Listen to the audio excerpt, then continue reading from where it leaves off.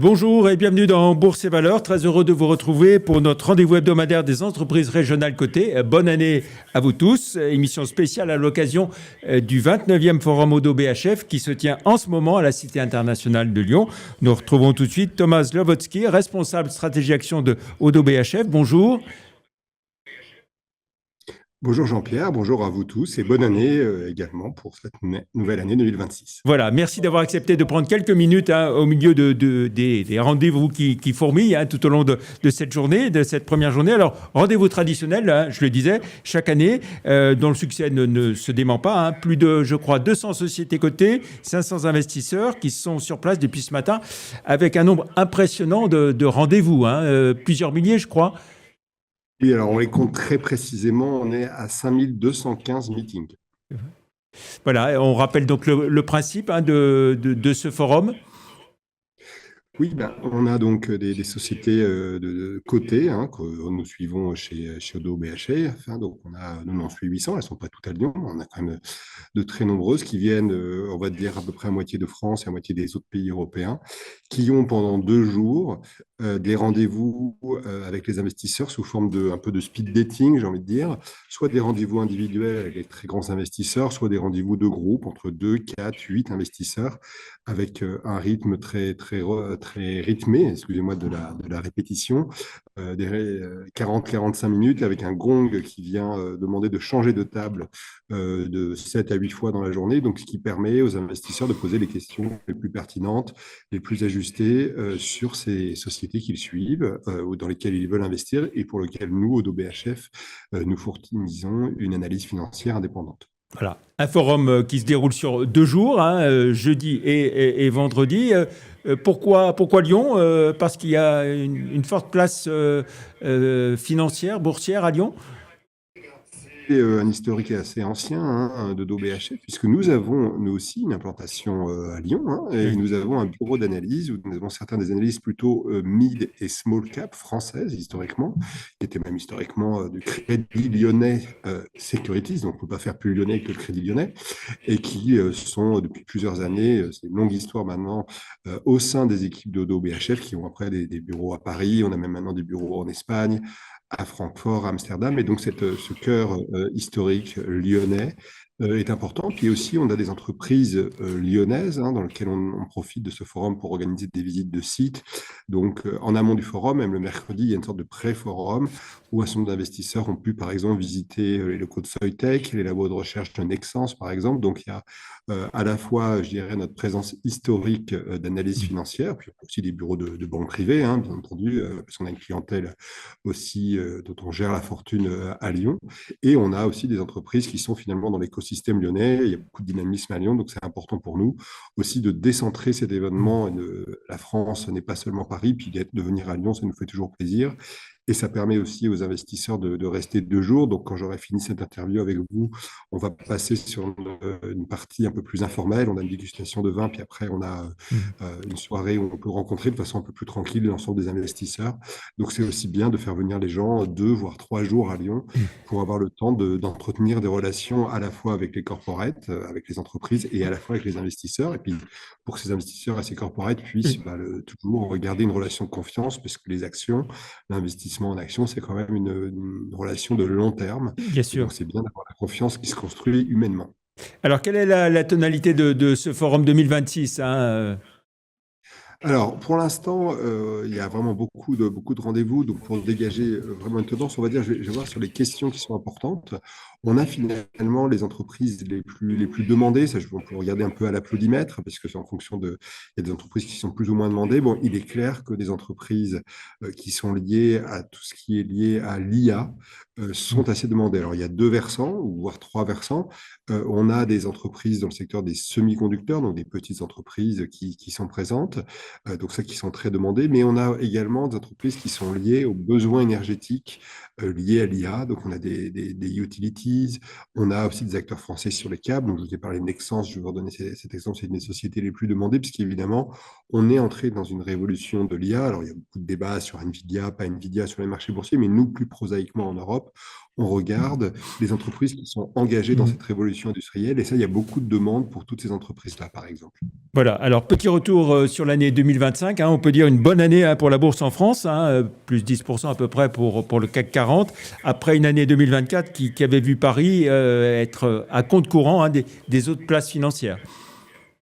Oui, alors ça, on est toujours sur un retard hein, du CAC 40. Évidemment, depuis la dissolution de juin 2024, on a ce qu'on appelle, nous, dans le terme boursier, une décote politique, c'est-à-dire que des entreprises qui en soi n'ont pas réellement de problème sur leur rentabilité ou sur leur croissance économique ou sur leur dynamisme commercial, valoir moins en termes de prix sur les marchés boursiers. C'est-à-dire quand on regarde, par exemple, combien se paye une action par rapport aux bénéfices, ce qu'on appelle les multiples, les actions françaises ont des multiples un peu inférieurs, toutes choses étant égales par ailleurs, à leurs concurrentes non françaises. Et ça, c'est l'incertitude politique. Il y a plusieurs choses qui jouent au-delà de la macro.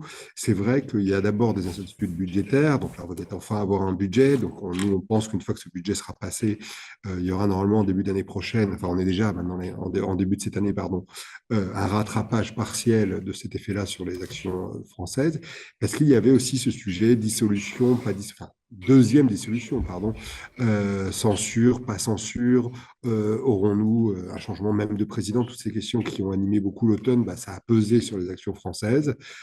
Tant que le budget n'est pas vraiment complètement voté, ça pèse encore un peu, mais nous, on pense qu'on va attaquer finalement le début d'année 2026 de façon plutôt confiante sur la France. D'ailleurs, les statistiques macroéconomiques n'ont pas été aussi mauvaises qu'on aurait pu le craindre sur la France en fin d'année dernière. Donc, tout ça est quand même plutôt positif. Après, évidemment, je ne vais pas apprendre à vos auditeurs qu'en 2027, on aura une élection présidentielle, qu'elle sera sûrement importante avec des choix assez différents en fonction de l'issue. Et donc peut-être qu'à partir de l'automne prochain, ces questions sur l'avenir politique de la France reviendront peut-être peser sur les actions françaises. Mais nous, à court terme, on pense qu'on peut avoir plutôt des choses un peu positives. Ça a déjà commencé sur certains titres d'ailleurs. Alors, une année 2025 hein, où le CAC 40 a progressé de un peu plus de 10%. Une bonne tenue aussi des valeurs régionales, hein, des small and mid cap qui avaient été un peu plus à la peine auparavant. Oui, il y a eu un moment dans l'année où les small caps françaises ont bien rebondi plutôt en milieu d'année.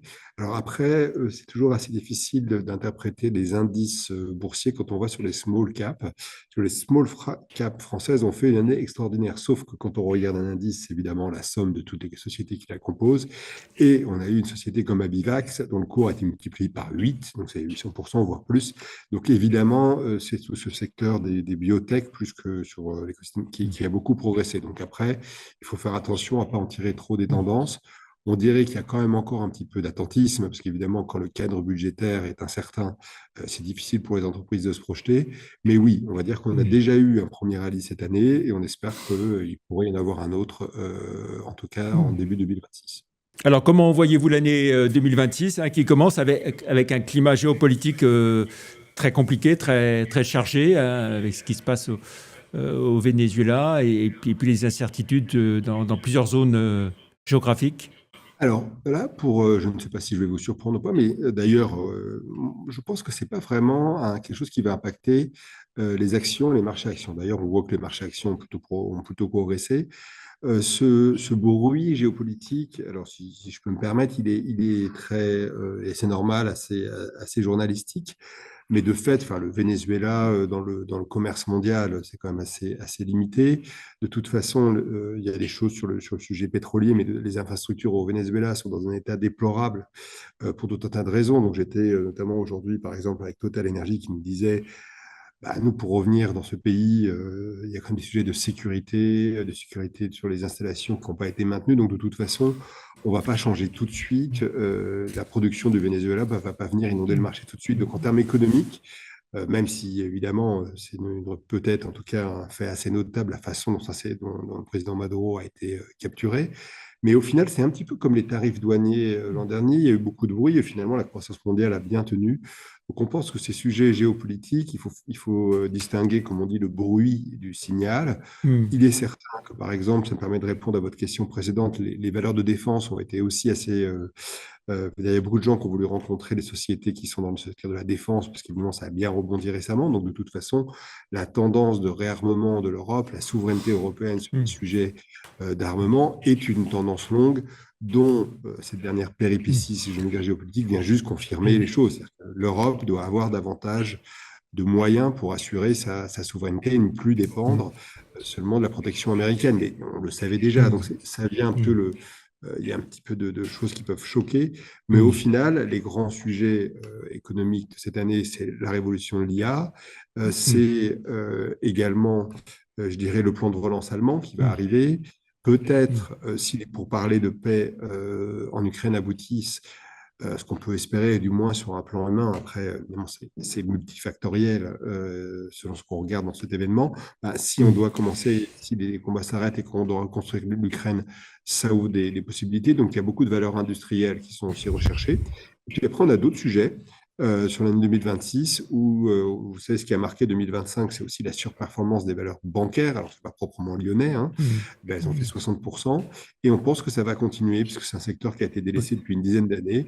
Donc, on est assez confiant sur la poursuite, nous, de la performance des valeurs bancaires. Donc, il y a pas mal, finalement, d'opportunités pour que les actions françaises et européennes continuent de progresser en 2026. D'ailleurs, ça a commencé très fort, hein. Ça, même quand on a eu un rallye de Noël en Europe et pas aux États-Unis, le début d'année est assez actif. Donc, on pourrait avoir, ça reste à confirmer, hein, mais ça fait partie des hypothèses, on pourrait avoir un début d'année assez rapide en bourse, comme on a eu l'an dernier, avant que les choses se tassent. Donc, il ne faut pas trop attendre si on veut investir, parce qu'une partie de la performance pourra peut-être se faire dans les premiers mois de l'année. Est-ce qu'on peut espérer avoir un retour des introductions en bourse, hein? On a été très, très marqué, bien sûr, ici à Lyon, par le départ de la cote, hein, de plusieurs valeurs très, très, très lyonnaises et qui ont réalisé de très beaux parcours en bourse, hein, Clasquin, Esker, Visiative et d'autres. Voilà. Mais on a vu peu d'entreprises arriver. On peut espérer que 2026 permette de relancer les choses.